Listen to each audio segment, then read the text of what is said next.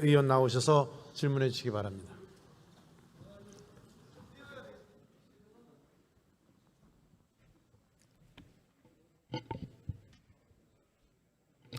네, 존경하는 국민 여러분, 정우택 부의장님과 선배 동료원 여러분, 한덕수 국무총리를 비롯한 국무위원 여러분, 더불어민주당 동대문갑 안규백입니다. 새삼 국시란 말이 떠오릅니다. 우리는 현재 21세기를 살아가고 있는데 1950년도 이념에 갇혀 있는지 의심이 들 정도입니다. 총리님 나오십시오.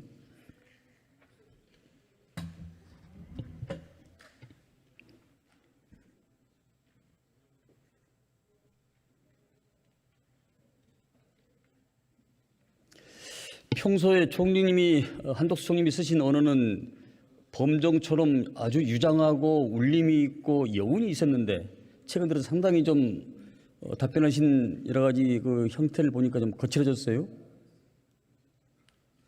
네, 앞으로 더 좀 잘 하도록 하겠습니다.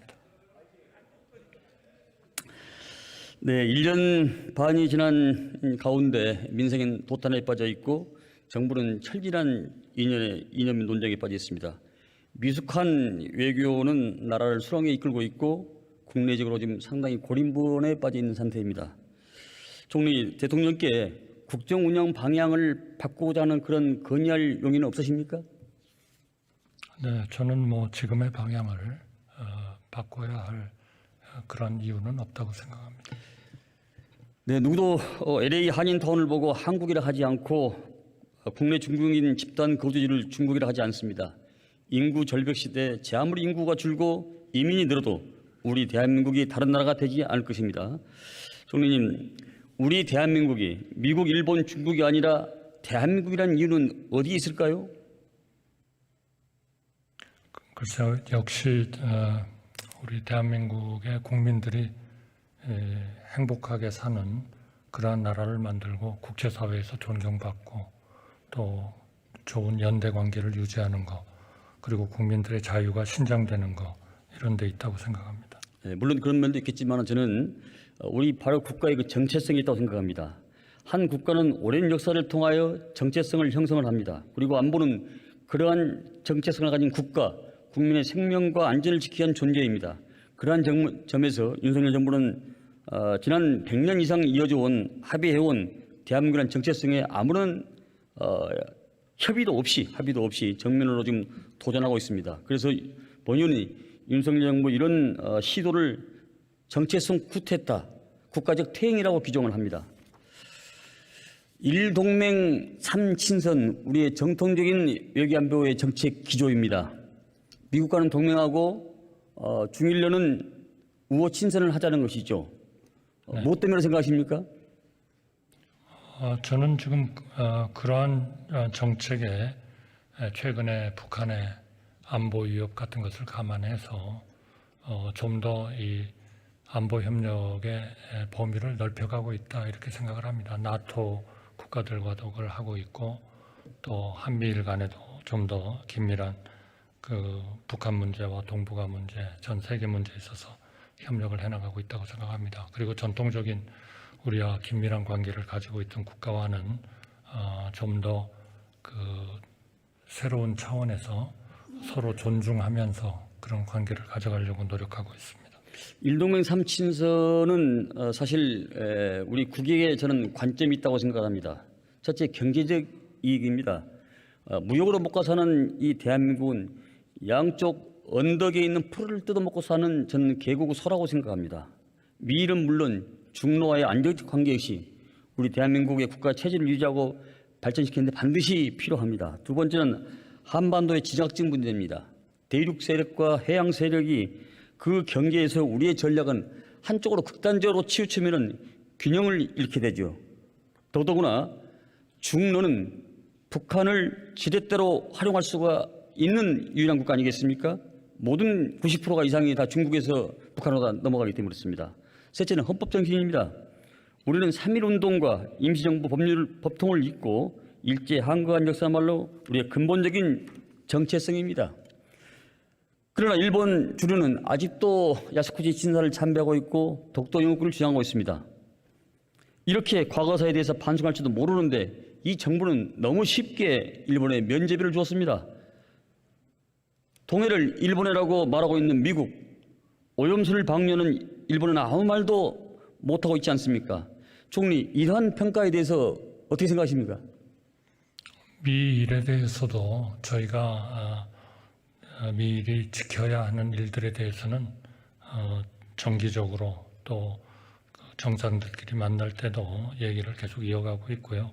최근에 지정학적인 전반적인 상황이 좀 우리하고 과거에 경제적으로도 긴밀하게 지냈던 국가와 국제적인 차원에서 좀 문제가 제기되는 문제들이 있기 때문에 이러한 문제들을 감안해 가면서 우리의 글로벌 중추국가로서의 그런 비전을 실현해 가려고 노력하고 있습니다.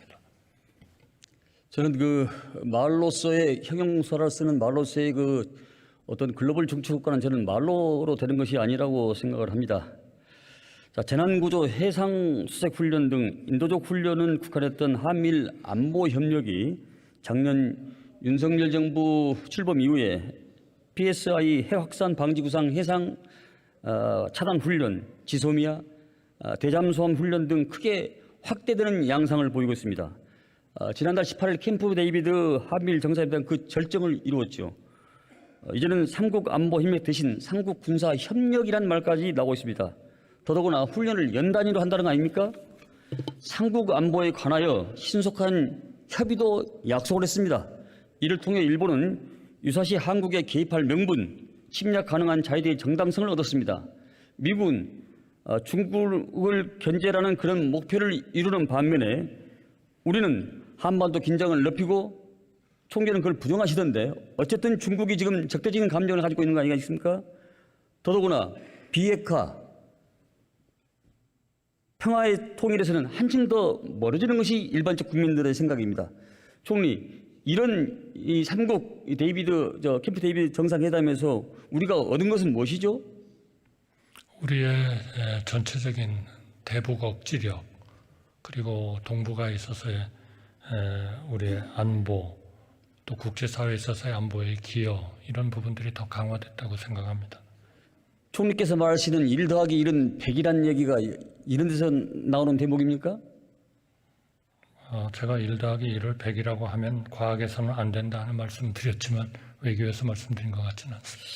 그래요. 무엇보다도 문제가 되는 점은 기존 한반도 평화와 안보가 주어진 한미동맹이 인태지역 나가서 전 세계로 확산되고 있고 이제는 일본의 안보에 위협하는 발생이 되면 우리가 가서 도와야 되고 또 대만에 문제가 생기면 동원될 상황에 처해 있습니다. 이를 방지해야 하듯 커트 캔밀 미 인태조정관이 지난 29일 날 한미일 안보 협력이 한반도에서 그 너머로 확대되고 있다.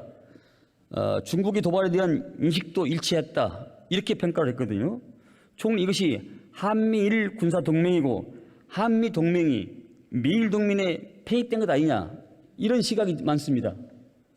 일본과는 분명히 협력 관계에 있는 것이고요. 동맹의 관계는 미국하고만 있다. 그렇게 말씀드리겠습니다. 그러니까 미일에 우리가 대한민국이 하이 파트너 개념으로 사별하는 것이 결국은 미국의 생각인 것 같고 한미일 협력이 이런 시각으로 접근되는 것이 일반적 시각인데 그에 대해 동의하지 않으십니까? 저는 지난번 한미일 정상이 모였을 때 발표된 내용 중에 우리가 협력을 하면서 이렇게 협력을 잘하면 우리는 좀 더 성장할 것이고 전 세계는 좀 더 안전해질 것이다라는 얘기를 한 것 같습니다. 기자회견 기간 중에 아마 어느 정상이 하신 것 같은데 저는 그 부분이 이 한미일 관계의 협력 관계를 잘 말해주고 있다 이렇게 생각합니다. 이 한미일 간의 관계는 중국을 타겟으로 해서 견제하는 것은 아니라는 것을 새 정상이 다 기자회견에서 명백히 아니죠. 안보에 대해서 한미일이 이 군사 협력에서 안보 협력에서 국방 협력으로까지 이렇게 확대된 데는 역대 정권에서 총리께서도 공직에 계셨지만 저는 본 일이 없습니다. 이 정도의 어떤 한반도에 영향을 미칠 것이 사건이 있으면 이게 일대 사건이거든요. 그러면 국회에서 동의도 없고 국민들한테 이해와 설득을 구해야 되는데 전혀 그런 것이 없이 독단적으로 지금 나가고 있는 형국이 아니겠습니까? 어떤 내용이라 하더라도 이런 안보적 관계에 있어서는 국민적 동의가 필요한 거 아닙니까? 역시 가장 중요한 것은 북핵의 미사일, 핵 위협이 아마 가장 큰 우리의 위협이 되겠죠. 물론 뭐 여러 가지 동북아에 있어서의 문제라. 그럴수록 더 동의를 받아야 된다 이런 얘기입니다. 근데 동의도 없이 독단 정보에 대해서는 저는 이런 정권 제가 처음 봅니다. 심지어 본의원이 캠프 대비 선언을 보니까요. 저는 이것이 일본의 시각에서 작성되지 아닌가 하는 우려가 돼요. 단적인 이 핵심 키워드 중 하나가 법치에 기초한 자유롭고 열린 국제 질서, Free of International Order Based on the Rule of Law. 이게 지금 아베 이후에 계속 일본이 썼던 문구입니다. 근데 이 문구가 제가 자세히 들여다보니까 데이비드 선언문에 이게 딱 박혀 있어요. 이 내용을 키워드로 해서 이걸 보면은 이 초안 작성을 어느 나라가 있습니까? 글쎄요, 초안은 뭐 3개국이 같이 모여서 최종적으로 확정을 했을 거고요.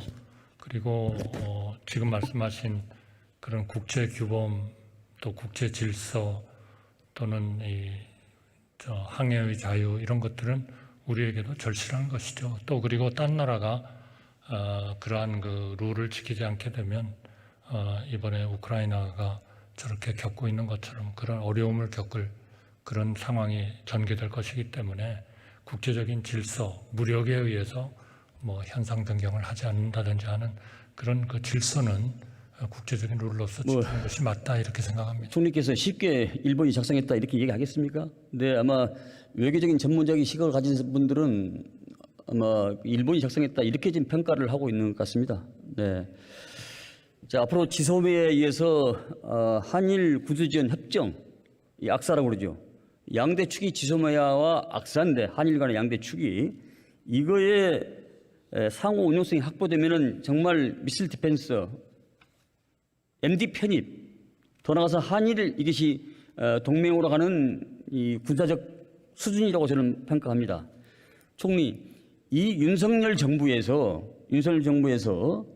소위 악사라는 한일 군수전 협정이 추진 안 한다고 이 자리에서 확인할 수 있습니까? 전 그 문제에 대해서는요, 좀 더 자세하게 국방장관이 답변하도록 드리면 어떠실까요? 아니 다른 부분에 대해서 총리님이 확신하게 말씀하시는데 왜 이 부분에 대해서 총리께서 말씀하시는 상당히 좀 기술적인 문제도 있을 거고요. 우리 국방장관으로 하여금 답변하도록 그렇게 해주십시오. 아니 국방장은 평소에 이 소통을 뭡니까 상임위에서 많이 얘기를 해서 지금 총리 의견을 듣고자 하는 겁니다. 그럼 뭐 개인적인 의견을 얘기하지는 못할 거 아니겠습니까? 우리 국방장관이 총님 지난번에는 조금 전에 첫 번째 김병주 의원 발언할 때는 개인적인 의견으로 말씀하시던데 왜? 글쎄 그때는 뭐 자꾸 제가 좀 그렇게 국방부 차관이 답변하도록 해주십시오, 허락해 주십시오 했는데 계속 받아들이지 않으셔서 제가 얘기를 했습니다만 이 문제는 제가 얘기하는 것보다 국방부 장관이 설명을 하는 게 더 좋을 것 같습니다. 지소미아와 한일 군수지원 협정, 모든 전쟁이라면 우리가 참여할 수 있는 한일적인 관계, 이어서 미사일 디펜스 한국형 KAMD가 아닌 MD 편집되면은 우리의 모든 무기체와 군사 비밀이 다 미국과 일본으로 가기 때문에 절대 해서는 안 된다는 것입니다. 자, 총리 들어가십시오.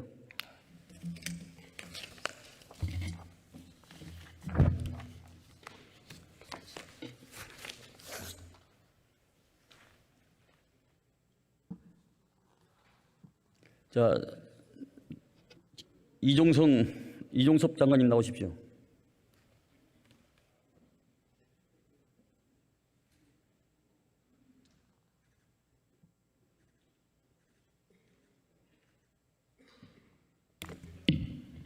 지금까지는 북중로의 북방 삼각관계가 개념적인 수준이었는데 최근 들어서는 이게 북한이 러시아와 만나서 북한에 재래식 무기를 주고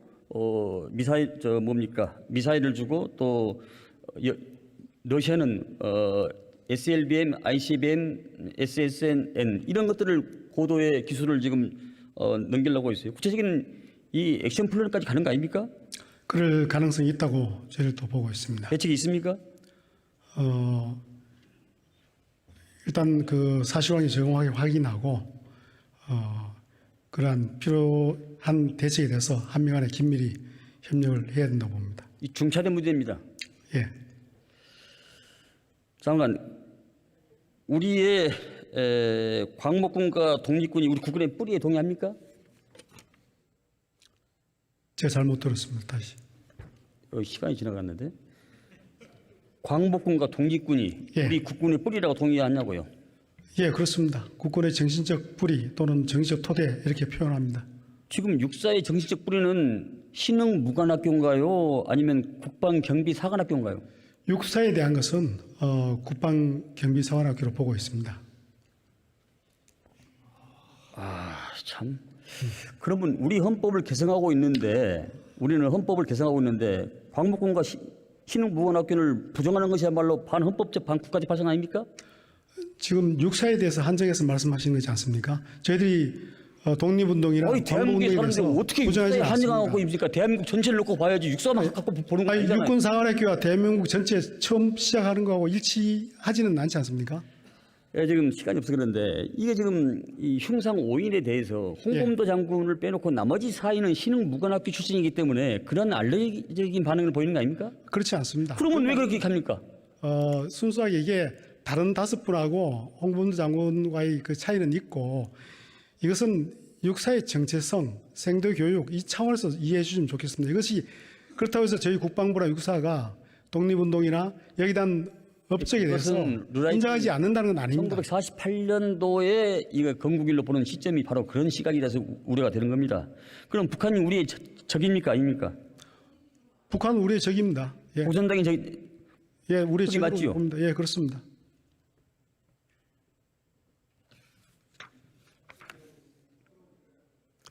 홍범도 장군이 이 북한에 이롭게 한 적이 있습니까? 북한하고 직접적으로 관계는 없지만은 결국은 6.25 전쟁 김일성의 6.25 전쟁을 사주한 것이 스탈린 공산당이라고 봅니다. 그렇기 때문에 이건 스탈린이 아니고 레닌입니다. 레닌. 아니 그러니까 제가 정확하게 말씀드리면은 레닌, 스탈린 이어지는 가운데서도 그 이후에 스탈린이 집권한 이후에 공산당 입당을 한 겁니다.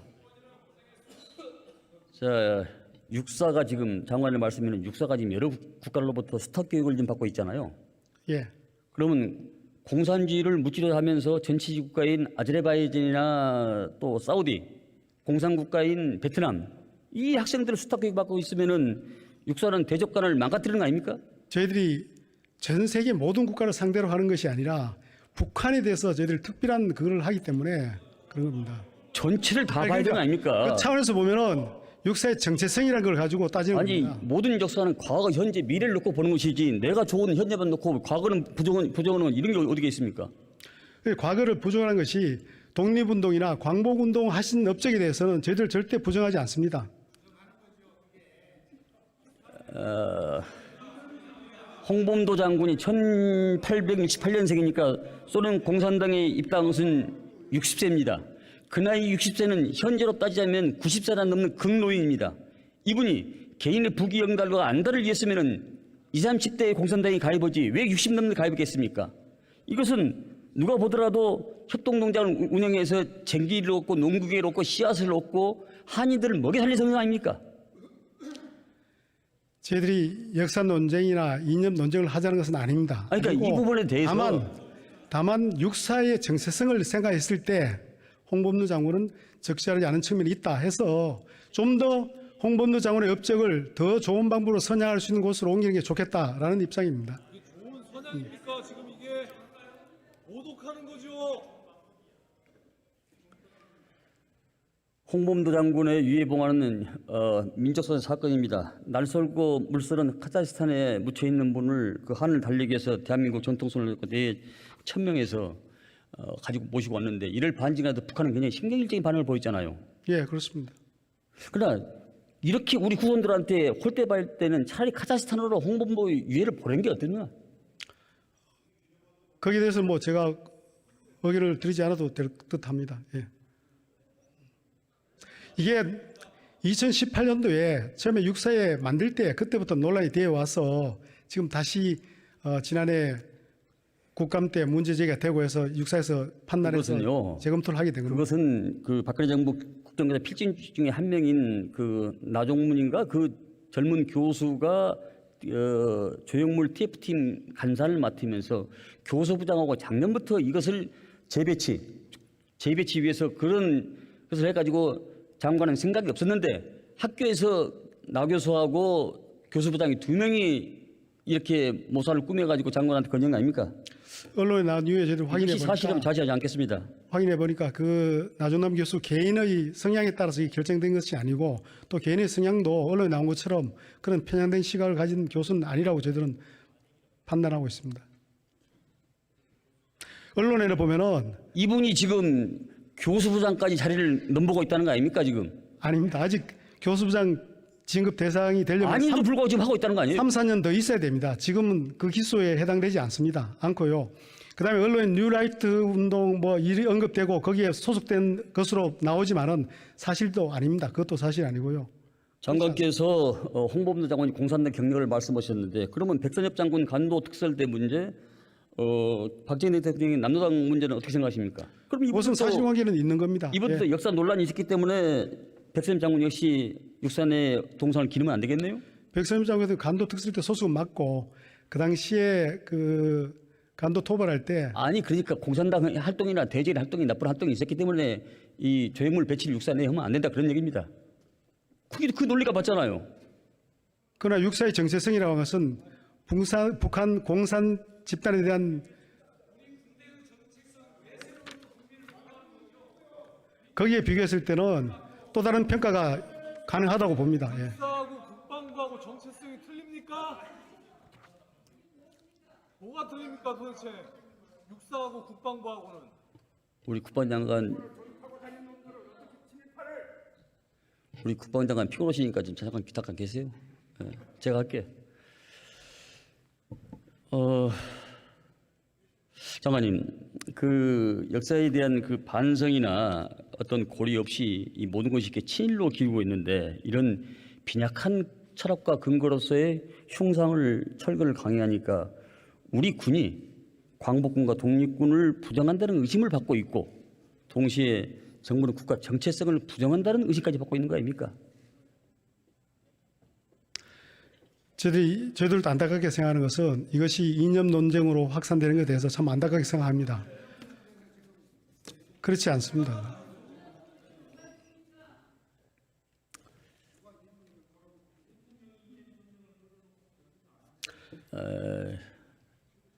사실만이 진실입니다. 이 역사는 진실을 말하고 있습니다.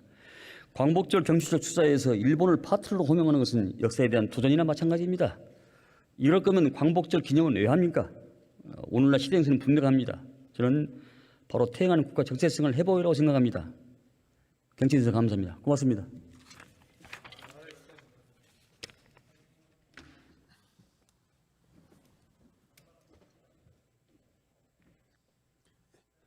네, 안기백 의원 수고하셨습니다. 다음은 서울 강남갑 출신의 국민의힘 태영호 의원 나오셔서 질문해 주시기 바랍니다.